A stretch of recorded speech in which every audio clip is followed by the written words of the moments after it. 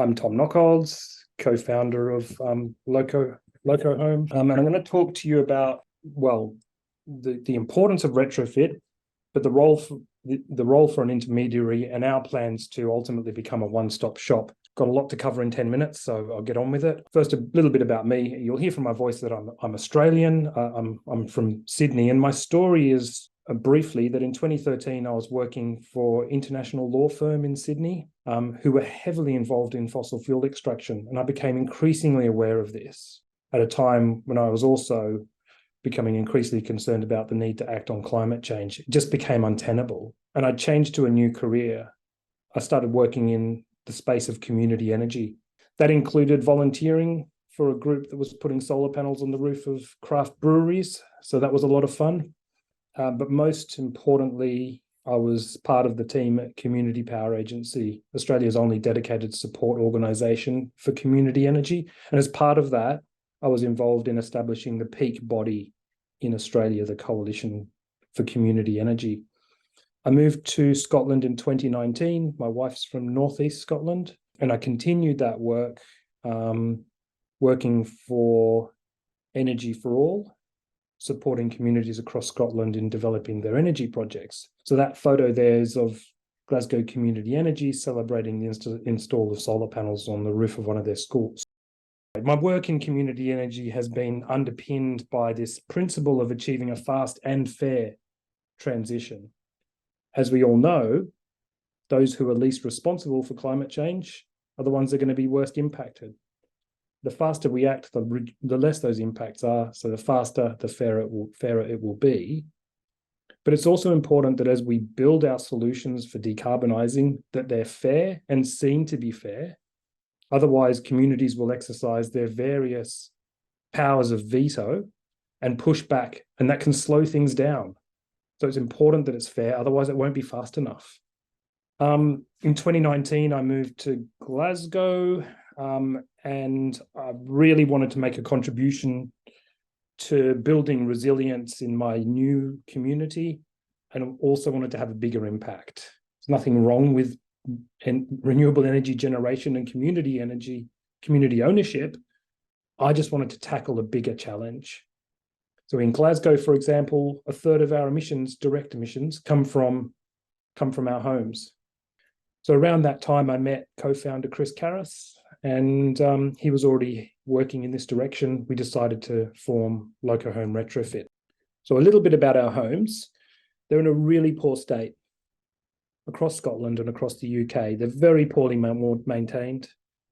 They're some of the most inefficient housing stock in Europe. This means they're very uncomfortable and unhealthy. But we can't build our way out of this problem. An often cited factoid is that the vast majority of the homes that will exist in the future have already been built today. So the only solution is to address the existing housing stock. So what is retrofit? Well, I think we all have a basic understanding of what the word means. I like to explain it by pulling it apart. Retrospective fitting. So you might retrofit a ship to bring it up to more modern specification with new technology. But we're not talking about ships, we're talking about homes. So retrofit is fitting new energy efficiency technologies and low carbon heating into existing buildings. And when we do that, the benefits are substantial. We have much increased levels of comfort, healthier outcomes, reduced operating costs, and reduced impact, especially reduced carbon. And it's important to both recognize that retrofit has a history, and it also it's like a best practice approach. So the history is, it's not like retrofit is a new thing. We have been making our houses more energy efficient. Double glazing has become a standard, and it's very common to find loft insulation. But the problem is the deployment of those technologies has been very much market-led and single measures-led. And as we step into making our homes a lot more efficient, if we continue with that same approach, we run into all sorts of problems. There's a whole raft of horror stories about retrofit gone wrong. And one of the responses to that has been further development of the standard for retrofit past 2035. which says, among many other things, that it's very important to have a holistic plan that takes into account the needs of the occupants, but also looks at the building as being a complete system. And in many cases, especially high risk situation, you need to have an independent advisor and coordinator. So not relying on a corporate salesperson who's trying to sell you their solution, but someone that can actually look at the outcomes that you're trying to achieve for your building. Retrofit, as we like to talk about it, is comprised of these three parts. I'm going to very quickly run through them. Sorry for being so brief on this, but yeah, I don't think this is going to be breaking massive new ground for anybody. Insulation. It's important that the entire external fabric of your building is insulated without gaps and without thermal bridges. And that is a lot more difficult to achieve than you might think. You need specialist advice and approaches to achieve that as an outcome. And if you don't, then you could have some pretty unpleasant negative consequences. Ventilation. Well, our homes are ventilated. If they weren't, we'd be suffocating in our homes. But the problem is that they have uncontrolled ventilation. So in the hands of an expert in these photos, you can see what ventilation looks, so what drafts look like. And so part of retrofit is making our homes a lot more airtight.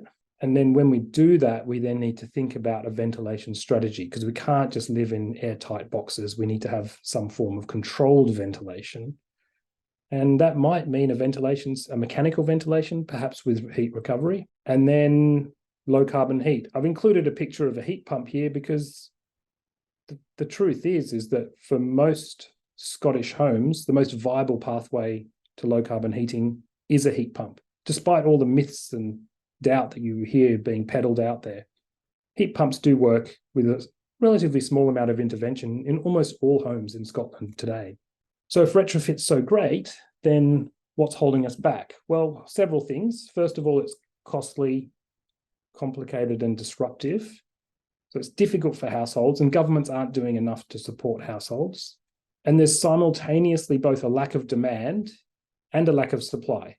There's not enough households stepping up saying they want to do retrofit, but there's also not enough suppliers to service the needs of the households. And this is not surprising, because the suppliers are really busy doing work already for households.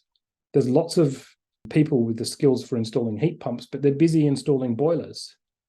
And there's loads of people installing kitchens and bathrooms when they could be doing other energy efficient work. And there's not a signal for them to move into this space. So until there's that signal, why would they? And the truth is that we're at a very early stage of a new, industry, very much dealing with the early innovators. And we need to move retrofit from being a niche activity to something that's part of the everyday conversation and just a normal thing that happens to all our homes.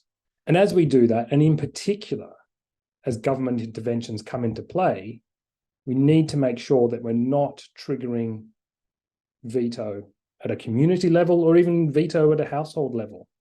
We've seen what veto looks like, and we need to avoid it. The fact is that retrofit is going to bring huge benefits to every household. It's not something that's negative.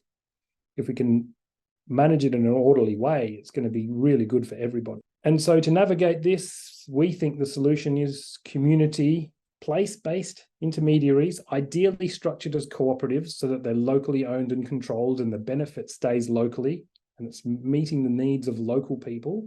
And that's what we've done with Loco Home. We are a local community intermediary and we're a co-op. Fundamentally, we think that we're not going to achieve retrofit at the scale we need to achieve unless there are government interventions, such as subsidies and ultimately mandates.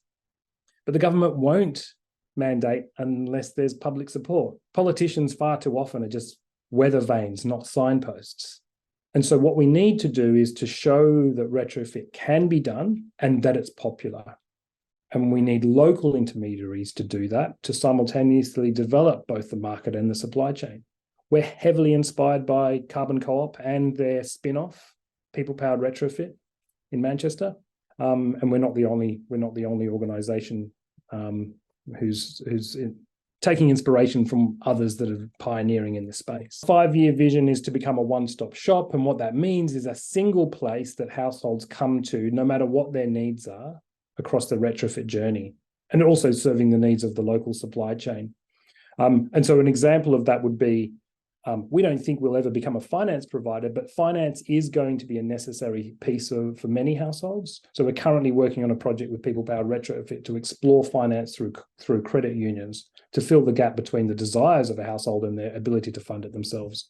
So thank you for your time. That's me. If you're in Glasgow, get involved, and I look forward to a lively discussion today.